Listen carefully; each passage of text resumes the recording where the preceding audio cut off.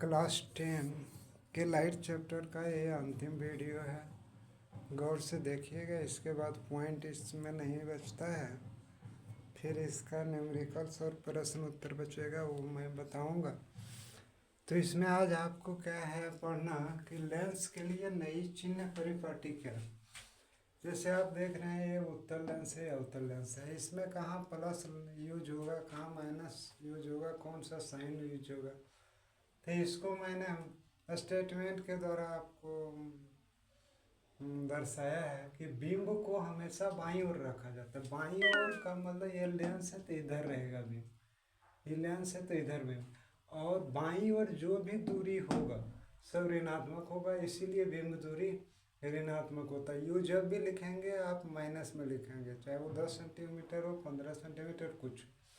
Lens का प्रकाशीय केंद्र वो जो है वह मूल बिंदु माना जाता है। मूल बिंदु मानने का मतलब कोई भी दूरी लेंस से मापना है, चाहे वो बिंब दूरी हो, प्रतिबिंब दूरी हो, फोकस दूरी हो वक्रता त्रिज्या है, सब इसी मूल बिंदु से मापा जाता है। लेंस के बाईं ओर की दूरियां इधर की उधर, यानी आपतित प्रकाश आएगी तो इधर से, तो आपतित प्रकाश की दिशा में जो भी दूरी मापी जाती है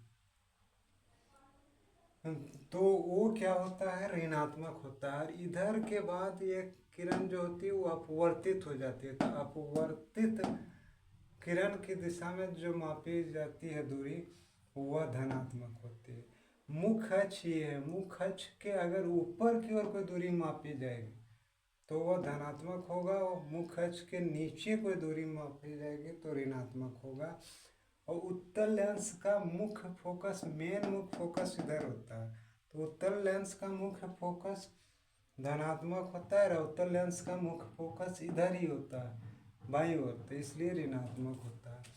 आप दर्पण सूत्र पढ़े थे, दर्पण सूत्र में क्या था, 1/v plus 1/u equal to 1/f। Lens सूत्र होगा 1/v minus 1/u equal to 1/f। तो यहाँ भी यू एफ प्रतिबिंब दूरी, बिंब दूरी और फोकस दूरी है, ठीक है। अब लेंस का आवर्धन, आवर्धन का मतलब प्रतिबिंब कितना बड़ा या कितना छोटा बनेगा। तो ये आप दर्पण में भी समझ सकते हैं, पढ़े हैं कि प्रतिबिंब की ऊंचाई और बिंब की ऊंचाई को लेंस का आवर्धन कहते हैं। इसको एम द्वारा सूचित किया जाता है। प्रतिबिंब की ऊंचाई को एच डैश से और बिंब की ऊंचाई को एच से सूचित करते हैं। यहाँ थोड़ा सा डिफरेंस है, क्या है, दर्पण सूत्र में था 1/v plus 1/u equal to 1/f, उसी तरह लेकिन लेंस सूत्र में 1/v minus 1/u equal to 1/f का उसी तरह देखिए यहाँ तक आपको दर्पण का आवर्धन है एच डैश बटे, लेकिन दर्पण के आवर्धन में था -v/u, यहाँ केवल v/u होगा। इससे आपको पता चलेगा प्रतिबिंब कितना बड़ा या छोटा। अब लेंस की क्षमता देखिए, आपको बताया गया है कि उत्तल लेंस अभिसारी लेंस होता है, वह समेटता है, प्रकाश किरण को समेटता है।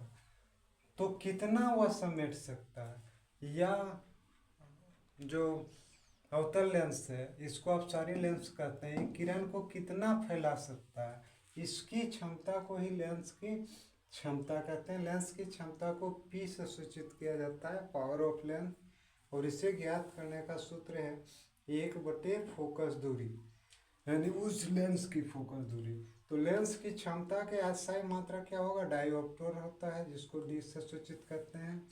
1d बराबर होता है 1 मीटर इनवर्स, यानी मीटर का उल्टा, ठीक है। याद रखिएगा, जब भी रहेगा अगर फोकस दूरी सेंटीमीटर में तो उसको हम मीटर में बना लेंगे, तब उचित रूप से उसका मात्रक निकले।